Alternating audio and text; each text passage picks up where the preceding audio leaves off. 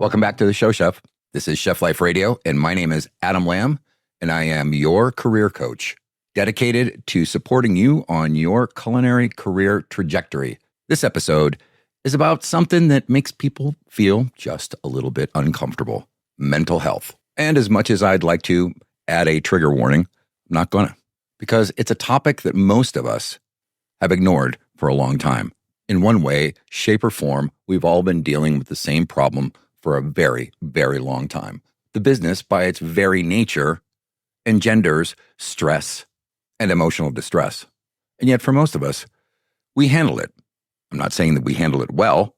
For most of the time I've been in the business, it was always suck it up, sunshine. I got this, chef, until you don't. And I don't know about you, but I would be a fool to think that it didn't affect me, because it did. And it affected everyone around me. I just didn't have any tools or processes by which I could handle my emotional distress or anyone else's. Maybe you can recognize yourself in this scenario. There's someone who's breaking down in the service area, crying. Instead of going over there and talking to them or asking them what's going on, we just pivot and turn right out of there because we got other shit to deal with. And yet, it's inescapable. Everywhere we turn, people are having difficulty. It's hard to consider or remember what it was like before the pandemic and the entire world shut down. But it took something like that in order for not only us in the industry, but the entire world to understand that, yeah, there's a lot of shit going on in this industry and it is hard. And how the hell do you mitigate that so that you can actually not only be present to the stress that you might be feeling, but pivoting out to be a resource for your staff? I remember quite clearly watching a line cook struggle to get through the shift, standing up straight, putting his hands on his hip and breathing in really, oh my God. Because 12 hours previously, I'd been sitting right next to him at the bar.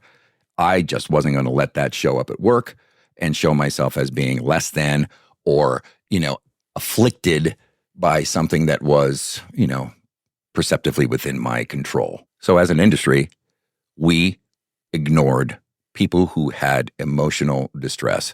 Either they couldn't handle it, wouldn't handle it, but we would have to make a change because we couldn't be bothered with taking the time to be human to figure out what was going on and what resources we had to bring to bear to give them some assistance. It took Kat Kinsman, prior to the pandemic, to create a website called Chefs with Issues. And holy shit, don't we? But it's not like we're the only ones. So in this episode, we get to talk about solutions to this particular problem that finally, but the pandemic changed all that. Seemingly overnight, there were organizations that were out there focused on hospitality professionals and the stress that they were being put under. The Burnt Chef Project, Not 9 to 5. I could go on and on and on, but those resources didn't exist 18 months before that. It took folks from outside the industry to point out to us just what a fucked up situation we had created. And yes, we created it because we weren't dealing with the problem. And because we weren't dealing with the problem was unknown, unmeasurable, because nobody had made it a priority to actually do any studies around it. And if you don't have any studies around it, nobody's going to give you any funding. So it took people like our guest today, Chef Patrick Mulvaney, to actually stand in his kitchen and decide that enough was enough. He and his wife created an amazing resource that's available to all of us now. And you're going to find out why he did it, what they did to address the problem, and to create a resource internally that would provide solutions for folks who might not necessarily be feeling it today. So I am really proud to be able to bring you this interview with Chef Patrick Mulvaney while he talks about the I Got Your Back program. And why should you listen? Because the statistics are that 4 out of 5 hospitality professionals have been affected by mental stress and disorder. That means in your kitchen right now, there's at least 3 or 4 people who are struggling and you don't even know about it because they're scared as shit to fucking show it and to talk about it. And that's not a healthy way to be, because at some point, right when you need them the most, they're going to break down. Whose responsibility is that? Yours and mine. So let's find out together what's possible right after these messages. This is Chef Life Radio, and I'm your host, Chef Adam Lamb. I'm a culinary career coach dedicated to assisting hospitality professionals just like you to enjoy their careers without having to sacrifice their lives. Be sure and grab this episode's exclusive bonus content. The link is in the show notes. Now let's get to the good stuff. And we want to welcome Chef Patrick Mulvaney to the show. Chef, thanks so much for making time for us. We know how busy you are. Good morning from the beautiful but smoky West Coast. Exactly. How has the weather been your way? It's the fires, right? The fire season is just really bad. We've had 3 employees that have been evacuated in the last week. So, oh my God, yeah, it's a lot of displacement. It's a tough time. And as if there's not enough stress already, with kind of reopening after the pandemic. And I know just before we went live with the recording, you were mentioning that at the height of your business at Mulvaney B&L, which is funny because I was looking for the abbreviations for B&L, only to find out that it's a bank and loan, right? It's what the facility used to be. It's the building and loan. So we took it. No, so actually the restaurant's in a firehouse, and the name of the restaurant comes from the movie It's a Wonderful Life, where Jimmy Stewart wants his whole life, he wants to get out of the small town. And then at the end, he realizes the small town is where he should be, and this is where it is a wonderful life. And he runs down the street and yells, "Merry Christmas, you wonderful old building and loan." So I came to Sacramento in the 90s for graduate school, and hated graduate school, and they hated me. But I fell in love in the year that I was here with the surroundings, the farms, the communities. That when I buy a peach, it's from Camilla, right? When next week we're having dinner to celebrate the McNamara family, and Sean is bringing lambs, and Emily is bringing eggs from her chicken, and Craig is bringing a box of walnuts from his organic walnut farm. Right. And just to place you for the listeners, this is in Sacramento. Yes, I'm sorry, and we're in Sacramento, California. And so when you're here, right, you're really in the middle of the richest agricultural region in the world. So as a chef, think about no finer sandbox to play in. In the 90s, that was a big question, right? Like lots of questions from back east in New York when people said, "What the hell is in Sacramento other than tomatoes and funny politicians?" I said, "No, this is where it's going to be." So that's where the name came from, and it really has become a good name, right? We're part of the community, and the community has really embraced us. Chef, you are a romantic at heart. Yes. And the other truth is, my wife hated it. The idea of she said that's the worst marketing idea ever, of a firehouse that's a restaurant, naming it after a bank. And I told her that my second favorite name that I'd always thought about was my favorite British dessert, Spotted Dick. And so all of a sudden, B&L moved right back to the center. It's a fine name. And here we are today, 15 years later. That's fantastic. And you've had an amazing run, have you not? Yeah, we've been blessed, right? For sure. It keeps getting better, right? In some ways, right? The last 18 months notwithstanding, but I feel like we're getting more honed into it, right? We are getting better at it. It just doesn't always feel like it's getting better. Yeah, I totally get it. And we'll get into that in a little bit, but I just wanted to quickly mention, I was actually on an interview yesterday morning, and the topic of the conversation was in relationship with food. And the interviewer asked me, Kristen Costa, who happens to be, one of our founding members of the Chef Life Radio crew, thankful for her support, asked, well, what does it mean to be in relationship to food, specifically around what it might look like for home cooks? And I mentioned, I'm in Nashville, North Carolina, and there are so many farmers markets where you get to actually meet the producers. And just like you said, being in such a rich agricultural community, to me, being in relationship with food starts there, and actually creating a relationship with the people who are actually intimately involved in the growing, harvesting, ranching, picking of those types of foods. And I didn't understand when I first moved here just how rich a community is for food. And so would you kind of agree or extrapolate on the fact of like what it looks like for you in a very real sense of being so connected to the community that, like you said, you know who's bringing your eggs and who's bringing your lamb, and how telling that story really impacts your business? So for me, I think it was obvious 25 years ago, right? This is where I was going to stay. And I can say, while I say tongue in cheek, people asked why. The truth is that over the last 25 years, Sacramentans have come to realize that we are an agricultural city, right? That we do, and now celebrate that agriculture. Farmers market 7 days a week during the summer. 2 weeks from now, we'll have a dinner on the Tower Bridge, which goes from the city to Yolo County, which is where many of our crops come from. 800 people lined up and one big table to celebrate the farmers and the farms.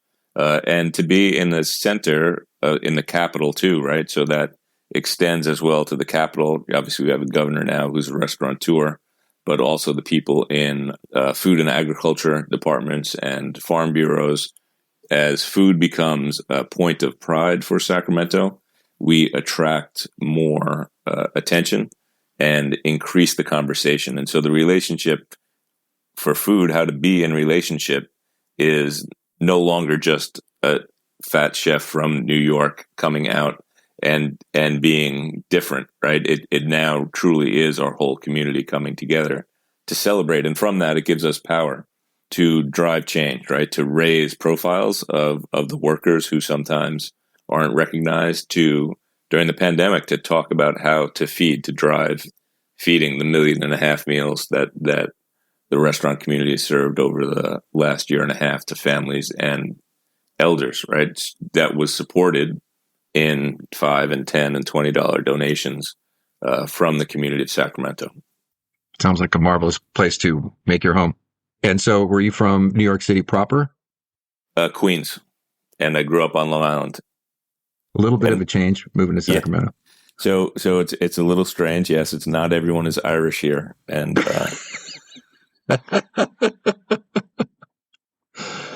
but yeah, that's awesome. And the ocean is much more narrow and goes sideways. Exactly. They call it a river.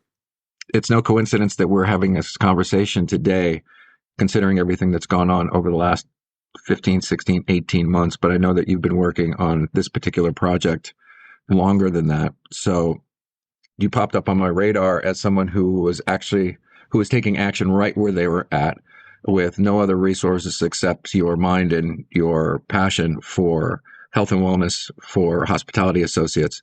And so can you kind of tell me what the genesis was for the I Got Your Back program?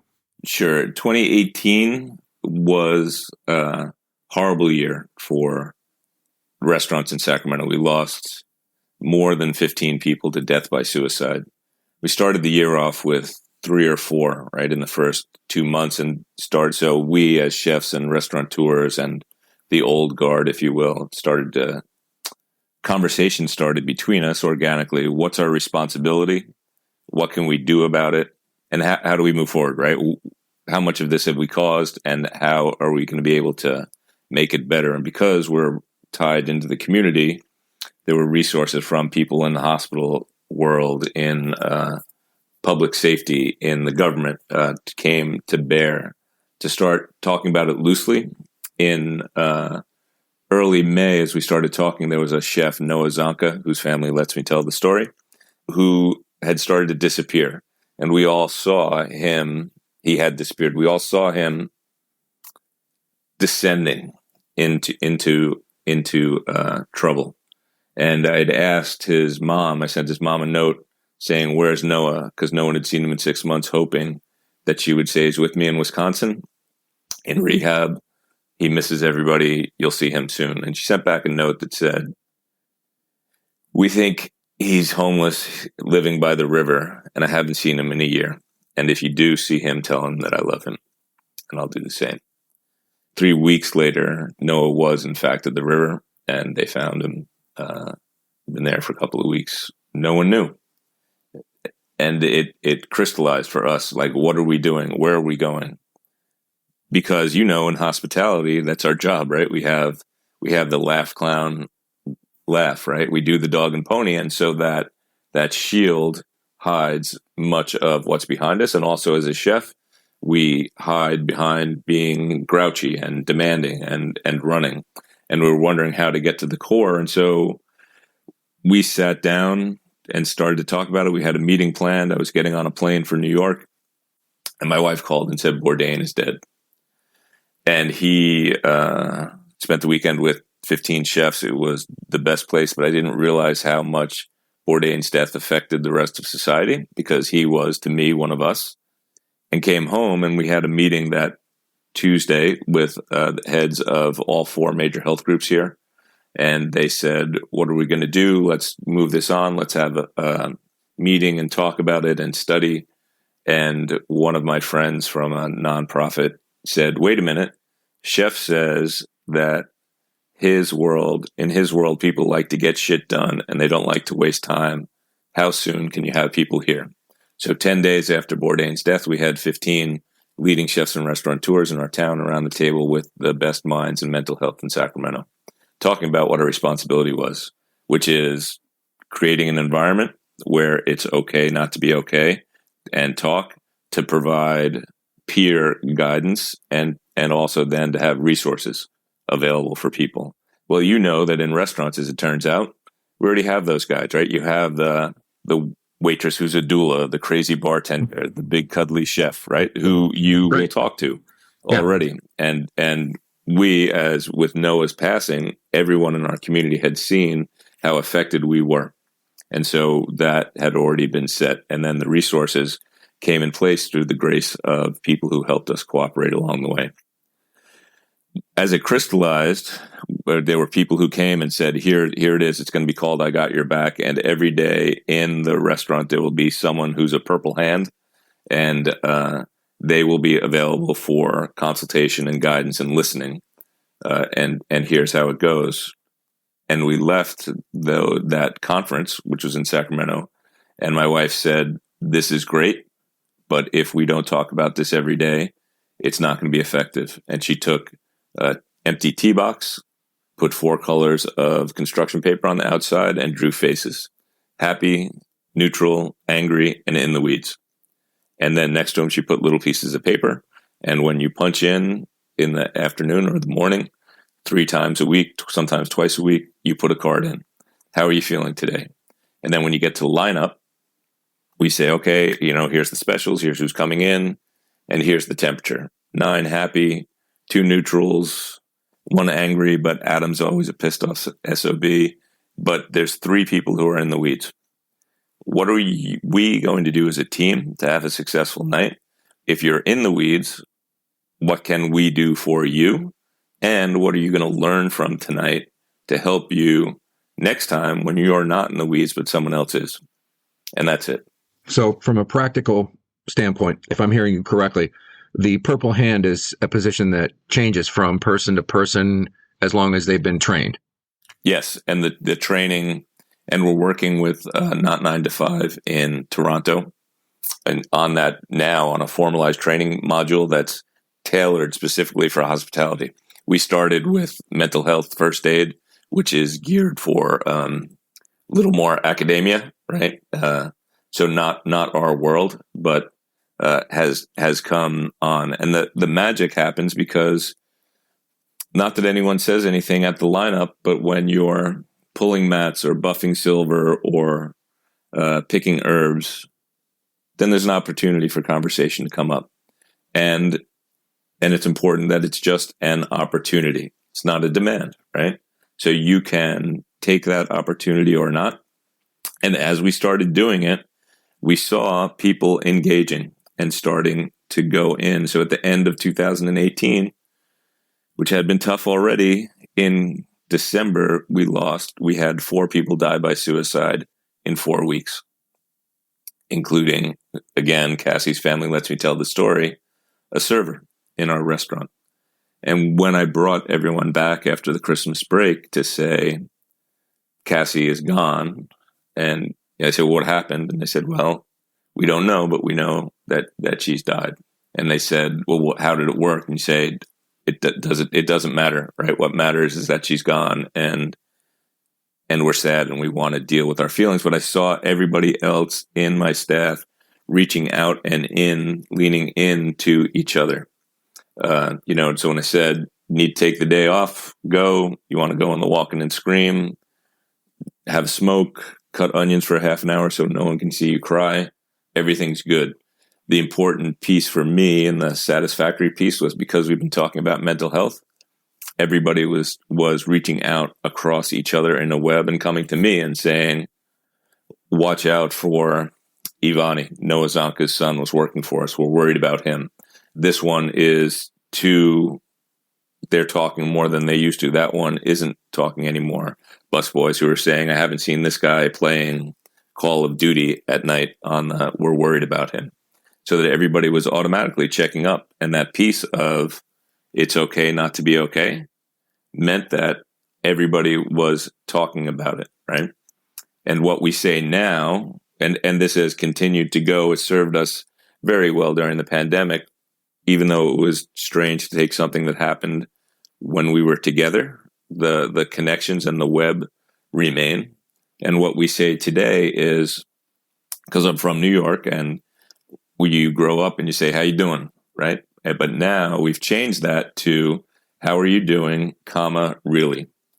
And the space between comma and really offers the opportunity to let people share with you how they're feeling. Sure. Given the fact that, the gift has to be the space, right? The willingness to actually sit back and listen instead of, just kind of that false check-in because you're, on the way to the box or finishing prepping your station and stuff. The reason I asked about the Purple Hand is my experience during COVID was managing 100 people in a dining department at an upscale retirement community, which was tough in a lot of ways just because the entire operation had to change on a dime. And not only were we dealing with the stress of the residents, but we also had associates who were under an enormous amount of stress and fear because nobody wanted to take home the disease to their families. And it fell to me to make sure that these meetings were happening every day or every other day, whether they were large stand-ups or small stand-ups, to let folks know that, compassion and grace is really important, and nobody's that important that they have to be here if they don't need to be here, et cetera, then it's okay to be not okay. But I didn't understand how much it cost me until about mid-March, when I just basically, I fried, and I had to basically, run away and do a meditation retreat in Florida for a week just to get my heart back in to the operation, because at that point I was, my heart was shut down. I couldn't open back up. And so this idea that responsibility of the Purple Hand changes from person to person, I think is really, really powerful, because as the owner operator, did you feel like a lot of those check-ins were your responsibility to begin with? In the beginning, yes. That idea that everybody in some way takes part, that the sticker for I Got Your Back with the website is on the walk-in box with all the cheese stickers so that you see it every day, that when you punch out at the end of the night, your chit has your hours and it says, are you feeling okay? Remember, if you're not, Yana, Dan, and Lisa are here for you. And then the 2 crisis numbers, right? Both the text and the phone number. That now everybody in my restaurant already has on their phones, but it's a reminder, right? That you can speak. And as you say, right, there is a different level, right? When you're in leadership, particularly when you're at the helm, right? Our job as chefs is to direct people, tell them what to do, and promise meaningful employment and work and a sense of worth. And sometimes we let that get in the way of taking care of ourselves. And so what we found here was that there was kind of a subset of those of us who were owner operators, right? And chefs in front of our helm. Just like you said, what do you do? How do you face the fear that you feel yourself while still being able to talk to your troops? And so that for me was the support that my peers have offered, right, has been really tremendous. So does that take the the support that you're getting from your peers, is that different than I've got your back, or does it follow a similar pattern? So it is I got your back, but it's someone who has a shared experience with you. Yeah, we talk about it in the kitchen. Everyone who works for me can talk about being a dishwasher because we've all done it, and brag about how to be a dishwasher. And then you become a pantry chef and you can talk about the things that you learned there, but you're not in the club that includes the people who are on saute or grill on the hotline, right? And then those people, like hot, badass cooks, are good, but they're not sous chefs, right? And they don't know those problems and those headaches. And the sous chef has a lot of problems and headaches, but he doesn't have the ones of the chef, so he can't be in that club. And so that idea that those of us who are in the top rungs of the club could actually speak to each other in a way that the others would understand was important. And it comes down to being vulnerable, right? And being able to share. More important than being able to share is being able to accept, right? To have that grace, to be able to accept the love and help that people want to offer to you. And then to go back to your restaurant, to your kitchen, and realize that the people who are working for you are trying to do just that. And sometimes you have to you have to let your facade fall to let that love in. That's a very, very powerful comment. And the fact that you're looking to your peers to do that as opposed to muddying the waters by looking to anybody else. I mean, even from your wife or, sous chefs or anything like that, because they don't have that same shared experience. In previous conversations and in learning more about the program, one of the things that I understood is that we're not healthcare professionals. So while we may lead conversations or look for openings to have conversations, it's really important to understand that we're not actually trained to deal with these particular issues.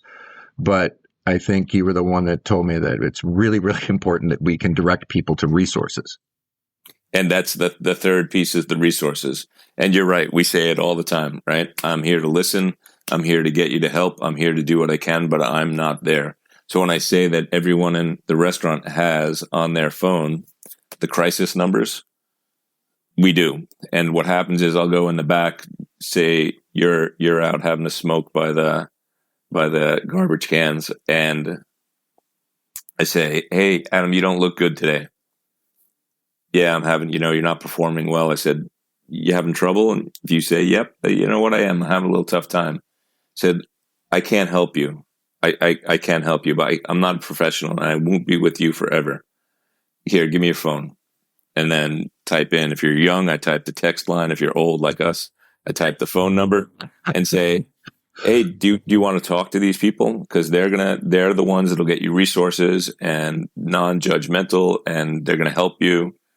Would you like to talk to them?" And sometimes they want to try it. And I said, you can do a practice round. And if they say no, I said, "Do you mind if you want to see what it looks like?" Right? I'll call them, and then I'll just press the buttons and boom, they come on.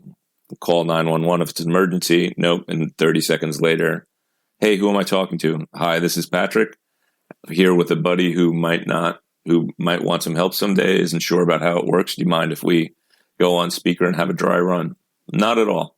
How are you feeling today, Patrick? Are you safe? Are you healthy? What's your challenge?" "Here's my challenges. I don't know where to go or what to do. Here are some places I would recommend."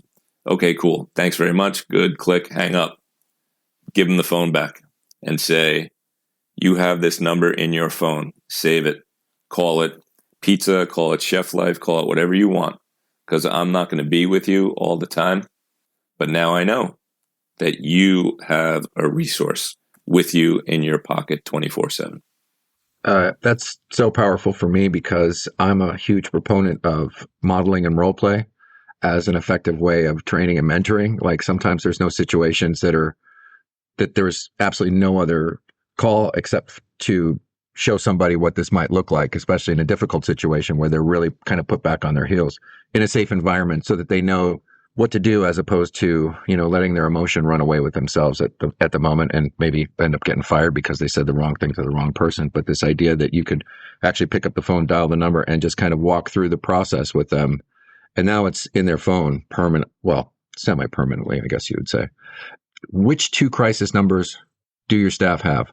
Text line 741-741, and you text hope or help, or you can text pretty much any word, and they'll get back to you. And then the crisis line, and let me make sure that I don't mess I don't mean this to put up. you on the spot. Nope. No, because I usually remember it, but I don't want to say it wrong. Okay. And I actually do have it on as suicide prevention. 1-800-273-8255. 1-800-273-8255. And 741-741. Anywhere in America, you can text. And the same thing happens that happens on the phone. Boom. Hi, this is Doris. Who am I talking to? And you can just punch it in. And I think the 741-741 number is, if I'm not mistaken, is from our friends from across the pond at the Burnt Chef Project, correct? Yes, that's where it started. Yep. Chris Hall, way to go, man. And notwithstanding the pain of the loss that, the entire community just, had to go through losing these people. How has the implementation of this particular program, like what evidence are you seeing that it's actually working? So after that year, people started in our restaurant. So we expanded what we were doing at the B&L to another 15 restaurants in Sacramento. The people who are in mental health for a profession have said the program has changed the way we speak about mental health in Sacramento widely. For me, most important is that people talk about mental health. People say, I can't come to work because I'm too stressed. People say, I'm concerned about you because you're dancing with the devil too much. And not only just in our restaurant, but everywhere. And so the conversations that used to be flip and covered, right, behind our glass wall, now, at least in our world of the restaurant, those conversations are different. And those conversations have changed.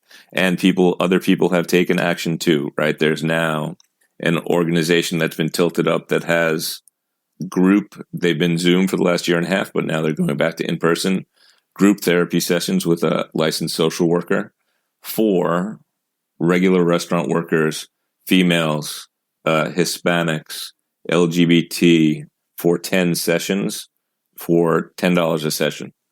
And then a referral on a rolling scale to private therapy sessions for those who need further help. Everybody now knows when this began, my phone lit up all the time to say, Chef, got someone in crisis. What do we do? All right, let's walk through it. Now there's a website. Now they know, okay, here's where we're going. Here's what we're doing. Get them to this person. I feel badly for Umberto as the chief psychiatrist at Kaiser Permanente here, and he was dumb enough to give me his cell phone. And so there was a lot of text like, all right, Umberto, I need some help. Where are we going? But now, because it's a topic of conversation, right? Really, a lot of it is just taking away the shame, right? And saying, this is who we are, and these are the challenges we face, and let's step up to it. So really, when we talk about, the 12 steps, one of the important pieces that we take is that if this is true, it's okay to say, hi, my name is Patrick and I'm an alcoholic. It's okay to say, hi, my name is Patrick and I'm having a challenge with mental health issues. Well, thanks, man. I mean, I feel blessed because I feel like you and I are old friends for some reason, but I literally could spend hours talking to you, and I reserve the right to, come and hang out when we're in Sacramento next. Absolutely. We look forward to you. We have a guest house out back here. And, we are compatriots, right? Because we both live in places that have Sierra Nevada breweries. Exactly. You know how right that is. And God, man, if one more brewery opens up in Asheville, I mean, I don't know what they're going to do for water, but I thank you for your time. I thank you for all your efforts. I thank you for your stand in the world. You and I will be speaking hopefully often because I got a lot to learn from you and to pick your brain about how we can start moving some of this to North Carolina, because there's a need everywhere. And the more of us that are showing up, the easier it is to get going. And the truth is that a lot of this, we're Dumbo, right? We're the feather in Dumbo's hat. right? The truth is you have it inside yourself all the time. And all you need to do is believe in yourself.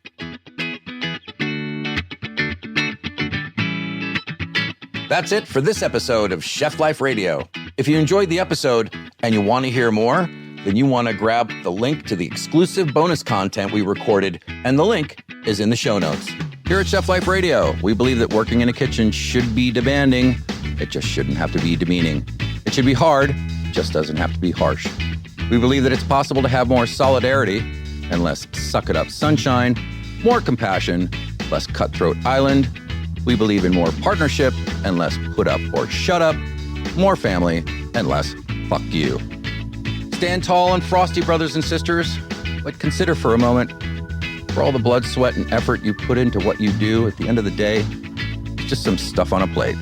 None of it really matters, doesn't define you as a person or make you any more special or less than anyone else. It's just a dance that we're engaged in, so we might as well laugh and enjoy every bit of it. Or didn't you know that the purpose of your life should be to enjoy it? Like it, Hefe. I fucking love it. I am humble. Goddamn Glory Boxwell don't live on now. Reach out to the show at facebook.com/Chef Life Radio, Twitter at Chef Life Radio, Instagram at Chef Life Radio. Visit the website at chefliferadio.com. Subscribe to the podcast at any of the major podcast directories. Please take a moment and give us a thumbs up and write a review. It really does help spread the news. Thanks for listening. Until the next episode, be well and do good. This episode was produced by me, Adam Lamb. It was recorded in the Basement Bunker studio in Bourdain, North Carolina. Co-produced by Thomas Stephenson of podlike.com. Chef Life Radio is a production of Realignment Media.